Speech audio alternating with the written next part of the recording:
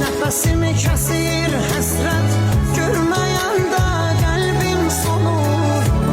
Görəndə gözlərim onu, ruhum bədəni tərk edir. Qovuşmaq çox imkansızdır, aramızda dağlar dayanır.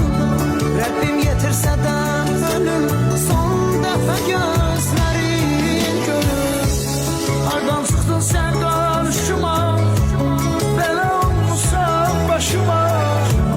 Yadlar məni dəfn edərkən, gəl hələ baxdan tutuma.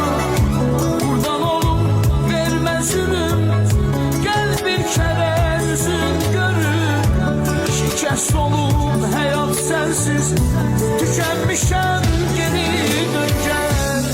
Hardan çıxdın sən qarşıma,